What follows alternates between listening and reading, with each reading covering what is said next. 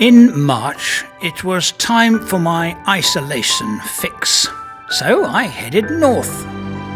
And as it turned out, into a blistering heat wave. So, that wasn't going to work. I tried again. But this time, things were perfect. I'm Andrew St Pierre White. Join me as I share my passion for building four-wheel drive trucks and then travelling to the remotest parts of the world.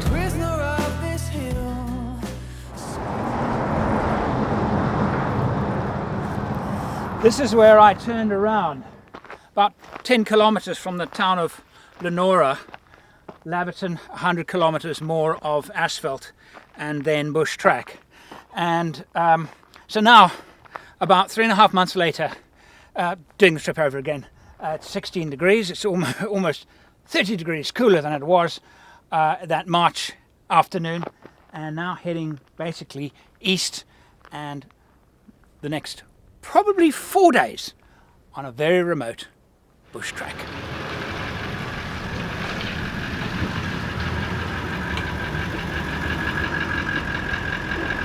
Last bit of packing. It is uncharacteristically rainy, and March is normally still very hot. I live in the city of Perth, about half an hour north. City of Perth is by far the largest city in Western Australia. This is my cat. Meet YouTube. She doesn't like YouTubers. Sorry. I'm seconds from leaving. I wanted to show you, I don't think I've done this before. I'm not sure. Have I ever done before? Okay, when I'm traveling on my own, this is my cab. It's already looking a little bit shabby, but that's because I haven't put things in the final places. So I carry, my camera equipment normally is in the back. I'm traveling with two people. I've got a special place for my camera equipment in the back. I'm not using it. I'm actually using a camera bag here. It's easier to get it from the seat than it is opening the back every time I want a camera. The drive out of Perth will take approximately 1 hour. That's 1 hour until I get out of the built-up metropolitan areas. By then I'll be in farmland, speed will increase, and it's a bit of a trudge because speed limits are very low, and that's why it actually takes an hour. But the traffic in Perth, of all the cities I've ever travelled in, big cities, it's really not bad. We have nothing to complain about in Perth. And for those of you new to the channel, the vehicle I'm driving is called a Land Cruiser 78 series. It's nicknamed the Troopcarrier. It's a van style vehicle. It has two doors at the side and barn doors at the back. But being a van, I have converted the inside into something very, very convenient. It's like a tiny house. Most of the day later, I've stopped for fuel. And it's hot. Very hot. The wind is like a blast furnace. During the space of just 300 kilometers, it has climbed from 32 degrees to 41. So it's a decision that I have to make. The thing is that the sun is setting and it's not getting any cooler. And there's a lot of wind, so it is really unpleasant outside. So, because this is what I've come out here for. I've come out here to be kind of adventurous, you know, so I am prepared for a little bit of discomfort.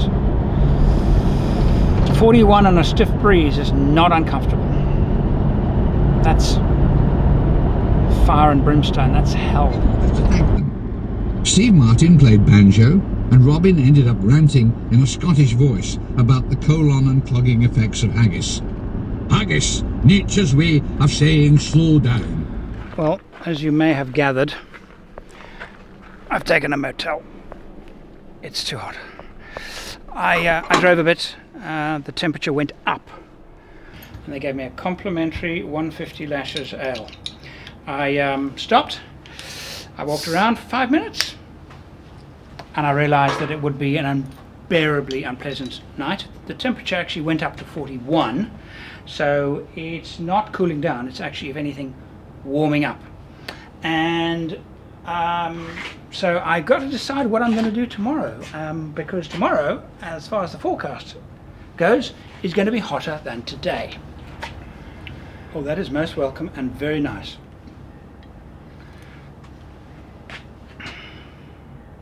All I want to do is go and have a shower. It's crazy. Just arrived and all I want to do is go and have a shower. Unpack the car, get some food out and clothes out, and get in the air-conditioned room. Nothing else for it. This is not what I wanted, but then again, not all trips go to plan.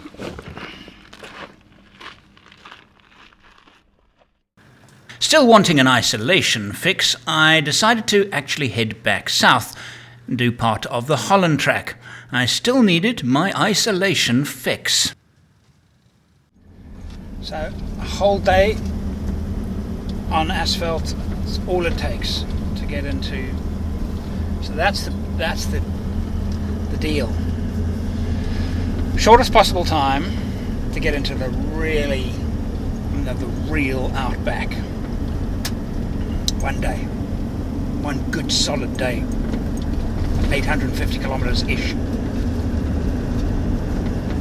That day I'd made it onto the very furthest western section of the Anne Beadell Highway and found myself utterly alone. Been a long day. I rolled out of my campsite at 6 o'clock, but actually before 6 this morning, and I've had a lovely day driving. It's been fantastic, and the last section, actually the road's quite good.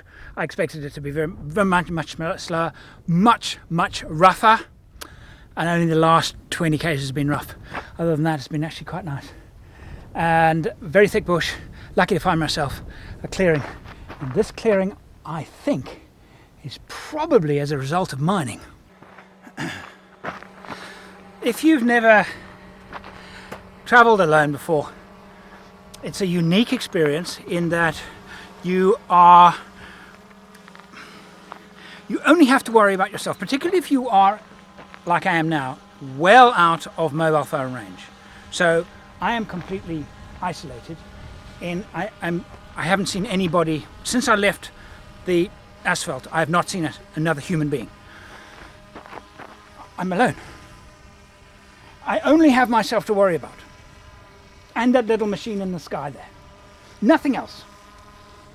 It's a wonderful experience. If you've never done it, do it.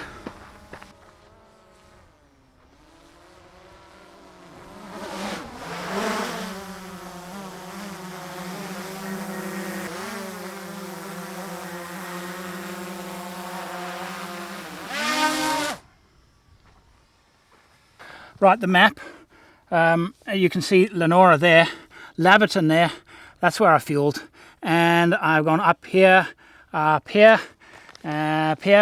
started getting rough around here, past the abandoned mine, which is really nothing, and I'm about there now. I was thinking about getting to the campsite here, but that's the road's got a bit rough. That would be another hour or so, so I decided not to do that. And tomorrow night, I guess I'll be somewhere around Neale Junction, and I'm going to be heading south on the Connie Sue down here. So today I made very good time, actually, better than I thought I would. And this is an experiment. I don't know. I don't know where I'm going to be tomorrow night, and that's half of the pleasure of it. But I'm going to try and be back in 6 days. But only because the whole point of this is what can I do out of Perth inside a week? 6 days total travel time with 1 day extra in case of issues here and there, or you get lost here and there, and add a day. The keen-eyed viewers will notice that I have a new set of rubber. Yes, I have some Falcon mud terrain tyres. I'm giving them a try. As many of you know, I was the global ambassador for BF Goodrich tyres for 3 years, and actually had a relationship with that brand, using them almost exclusively for 12 or so years.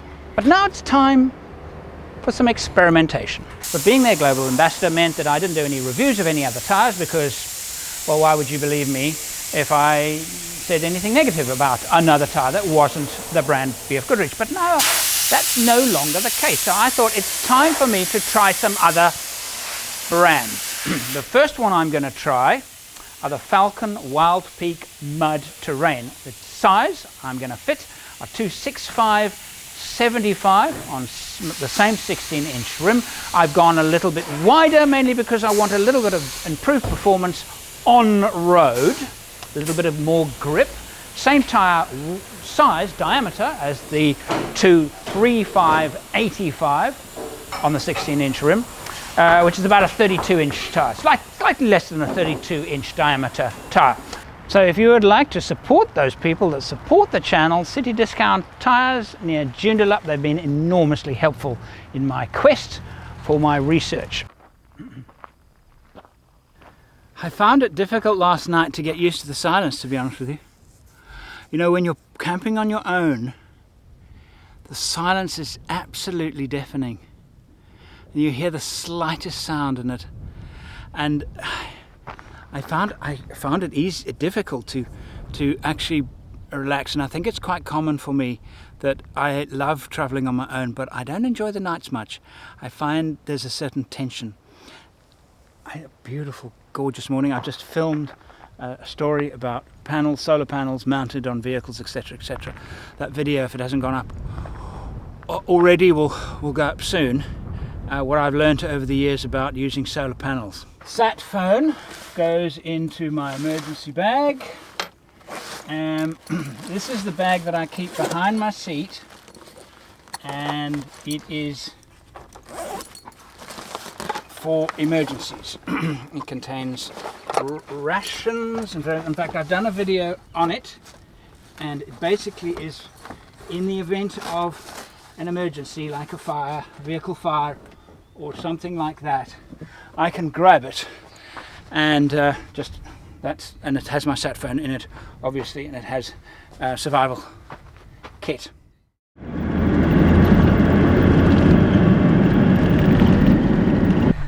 This is where I tried to make last night. It's actually taken me an hour and a half to get here, but I did stop to set up a few cameras, so probably an hour. So I would have been here quite well after dark. So I'm actually also glad that I didn't come here, because this fire is still quite warm. There were other people here, so I'm actually glad that I picked a lonely spot. Bit of a surprise in the bush. Lake Yeo, Y-E-O homestead. I wonder if people actually lived here once. I guess they probably did, since there are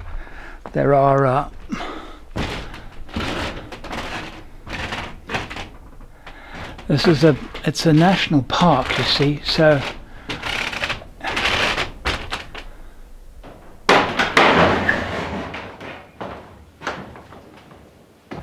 very remote.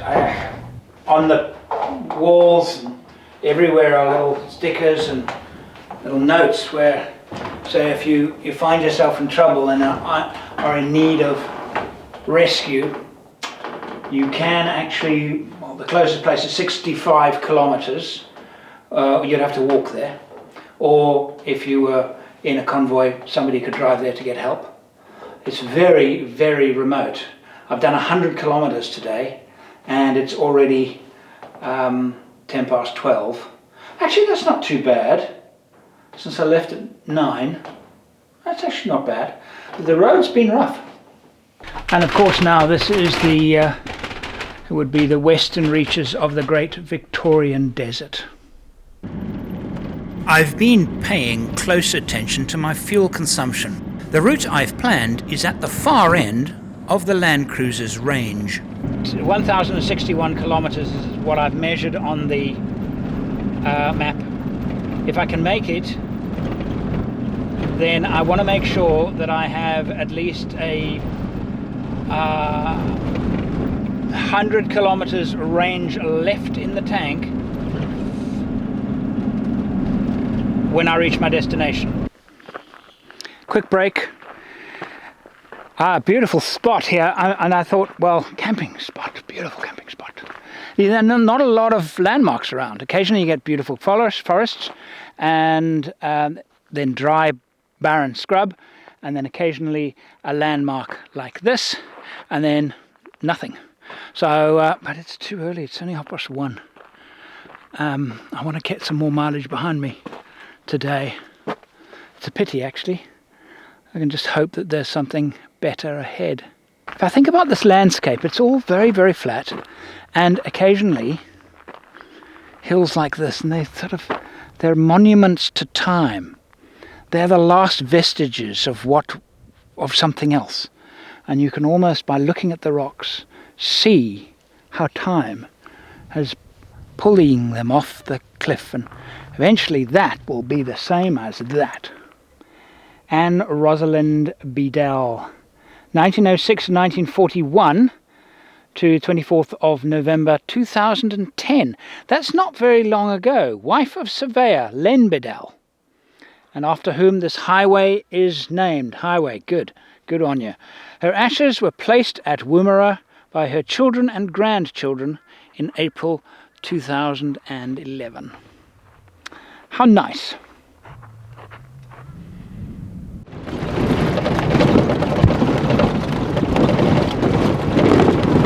Oh, I've had to do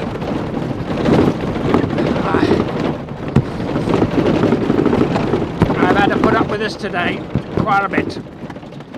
The corrugations get so bad that if you try and drive them fast, you'll break the vehicle. So you just have to endure them at a low speed. And I must say, the corrugations on the Anne Beadell have been as bad as they were on the Canning stock. Some of the worst I've ever had to. So I am very grateful to have reached Neale Junction, the place that I had intended to stop at tonight. I haven't seen a single human being all day, which is, well, actually quite nice. And I do have a decision to make. Do I head north on the Conisou Highway, or do I have enough fuel reserves to head south? It's a longer, but I think probably a more interesting route. But I'll probably leave that for tomorrow. Long day, 4:15.